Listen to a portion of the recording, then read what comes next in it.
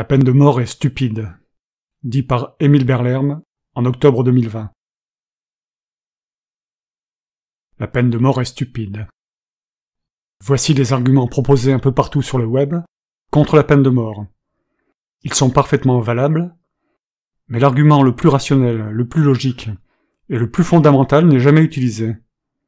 Je vous en parle un peu plus loin.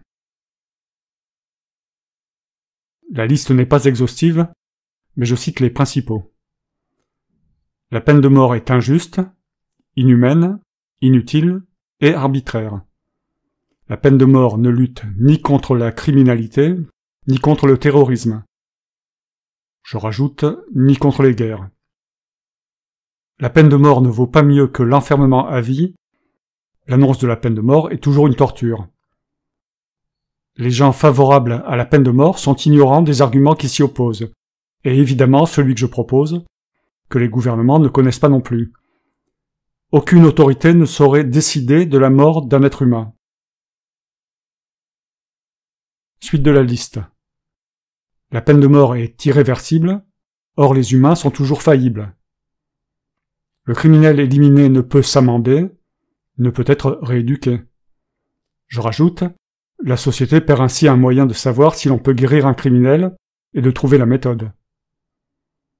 Ce sont presque toujours des personnes défavorisées qui sont condamnées. Si tuer est un crime, alors le gouvernement est criminel en tuant un criminel. Pour terminer la liste, la peine de mort n'est pas dissuasive. Les gens risquent leur vie tous les jours pour le plaisir ou le boulot. La peine de mort est simplement et irrémédiablement stupide pour la raison suivante. L'humanité se fabrique elle-même, et n'étant pas toujours satisfaite de ce qu'elle fait, les individus qu'elle fabrique sans leur accord, elle les accuse de certaines de leurs conduites qu'elle n'admet pas dans ses règlements. Elle punit les individus qui transgressent ses lois, alors que c'est elle qui a fabriqué ces personnes en toute connaissance de cause et des faits. Cela fait des millénaires que l'humanité lance la fabrication des personnes, dont elle loupe et la fabrication et l'éducation, et ne paraît pas s'en émouvoir autrement en se remettant en cause. Le mot « stupide » est parfaitement valide, puisque c'est l'humanité qui fabrique imparfaitement les individus qui la constituent, ainsi qu'elle fait leur éducation imparfaite, puis les installe, au milieu d'elle-même, une société humaine totalement imparfaite. Nous le savons tous. On ne peut évidemment punir ce que l'on construit en totalité, soi-même imparfaitement. Ne vaut-il pas mieux revoir ce qui ne fonctionne pas dans la fabrication et l'éducation? Ne vaut-il pas mieux faire en sorte que la société, qui accueille, soit véritablement accueillante?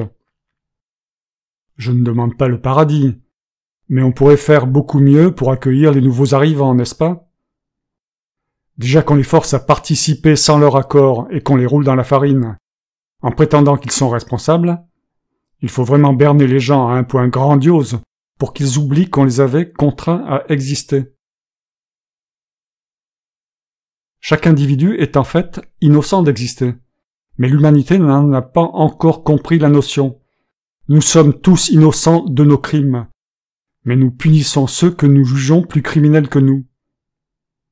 C'est simplement une mise en scène morbide qui fait de l'humanité l'espèce la plus cruelle et stupide parmi toutes les espèces qui existent et ont existé.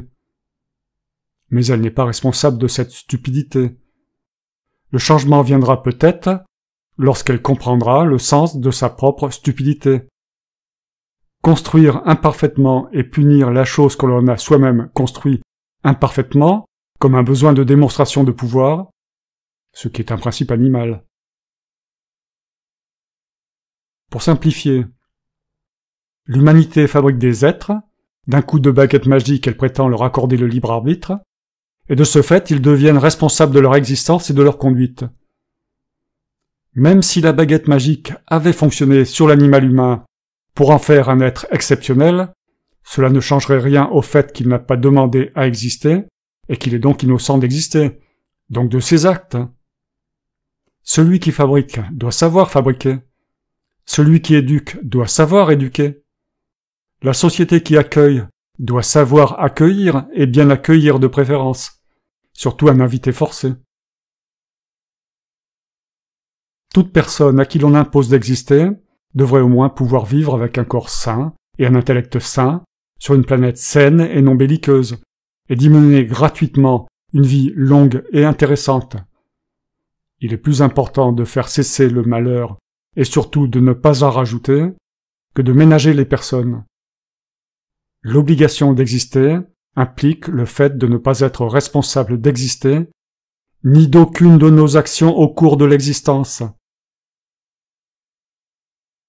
Nous sommes innocents d'exister, toujours et toujours innocents de nos actes. Fin. Émile Berlerme.